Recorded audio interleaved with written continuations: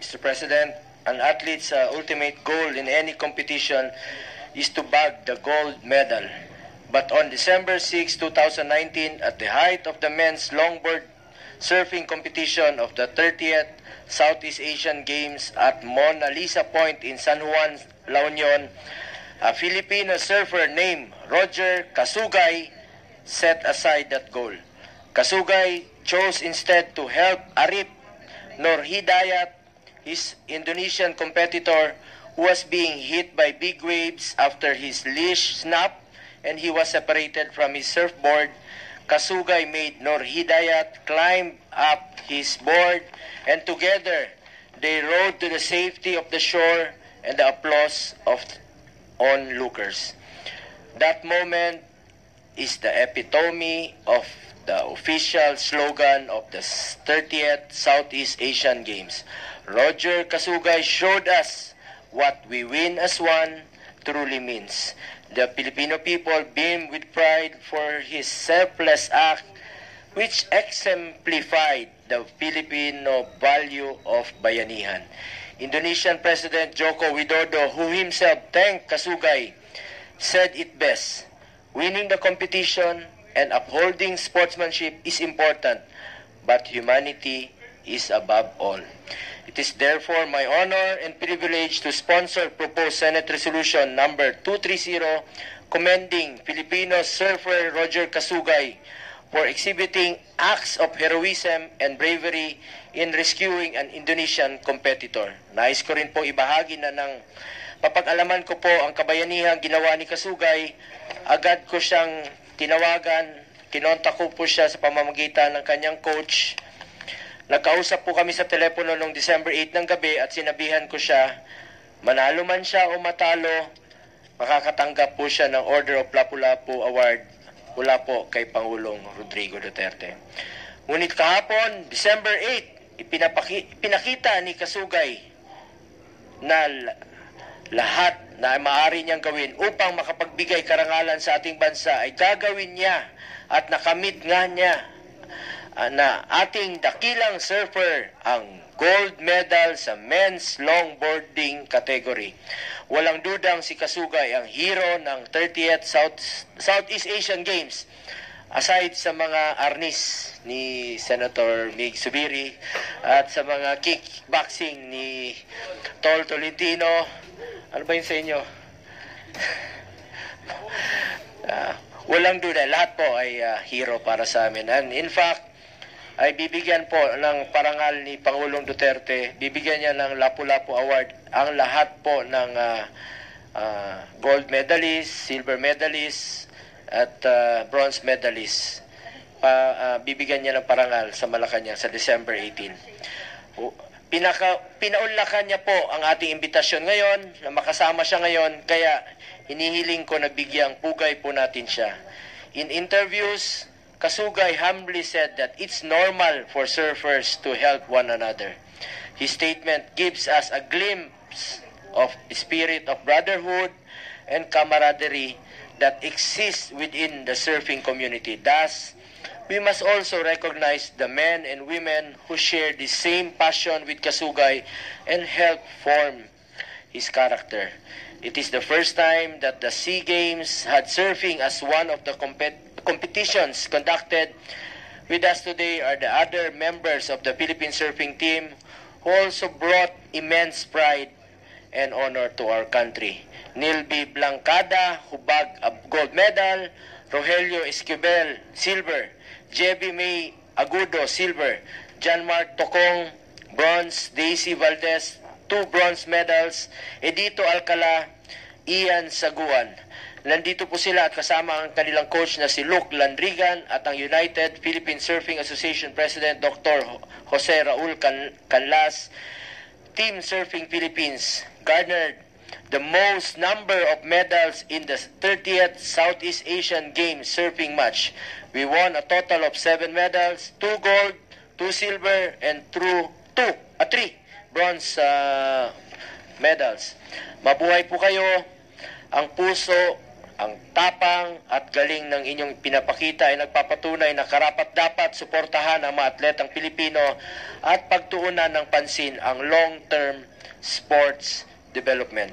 With the performance of the whole Philippine delegation, especially the heroic act and podium finish of Casugay, our hosting of the recently concluded surfing sports event has been successful indeed. We did not only garner the most number of gold medals, we were also able to show to our neighbors and even the world the best of the Filipino athletes and the Filipino people. Mr. President, my distinguished colleagues, it is for these reasons that I seek the Senate's approval of this proposed Senate resolution commending Filipino surfer Roger Casugay for exhibiting acts of heroism and bravery in rescuing an Indonesian competitor during the surfing competition of the 30th SEA Games. Thank you, Mr. President. Senator Nancy Binay and then Senator Richard Gordon. Mr. President, my esteemed colleagues, it is my privilege and honor to sponsor Senate Resolution number 258, congratulating and commending the hero of the 30th Southeast Asian Games, Filipino surfer Roger Casugay. Mr. Casugay represents the true spirit of sportsmanship.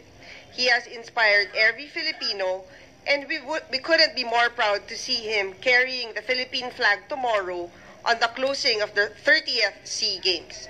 Nakita natin ang pagbabayanihang hindi lang sa larangan ng surfing at sports.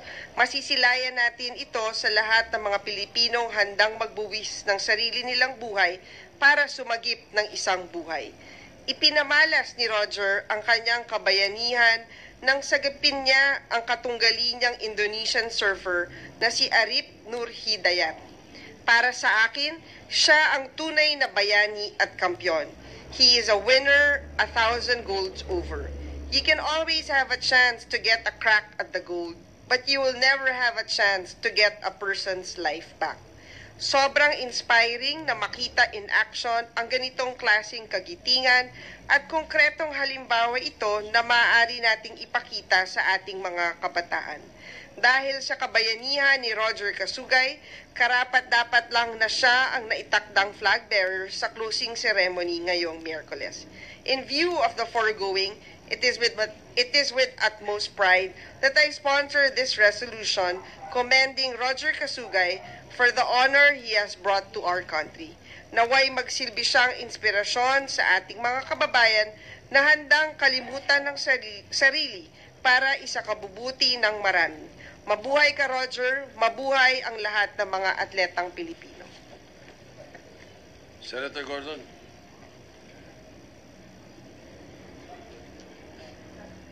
Thank you very much, Mr. President. Mr. President, I join with our colleagues on this wonderful resolution honoring not only courage on the field, but courage outside the field. That shows the character of a Filipino athlete by the name of Roger Casugay, who was sure to have gotten a gold medal, but in the process got the gold medal for character, Mr. President. Now, Mr. President, many of our athletes, and I'm not making a blanket accusation, compete because of glory and because of future dividends by way of advertising. I will not blame them. In fact, I will extol them, Mr. President. But certainly in the case of Roger Casugay, na siguradong makukuha yung gold medal, kakaiba yung pinakita niya, Mr. President. Ang pinakita niya ay hindi lamang yung kanyang magandang ugali at kanyang kagitingan. Ang pinakita niya ay yung dangal ng Pilipino, Mr. President. Na ang Pilipino ay hindi kailangan mandaya o kailangan gawin lahat para manalo. Pero pinakita niya ay hindi importante yung panalo for the moment. Ang pinakita niya yung panalo for the whole, for his whole life, because he will never be forgotten, Mr. President. Today, I'm just so happy to see a good friend of mine, Dr. George Canlas, who shared with me Romans chapter 13 that says, give honor to whom honor is due. And so, Mr. President, it is my honor and privilege to co-sponsor the resolution commending the heroic acts of Filipino surfer Roger Casugay during the surfing competition of the 30th Southeast Asian Games. Mr. President, Cambridge defines the word sportsmanship as the quality of showing fairness, respect, and generosity toward the opposing player when competing.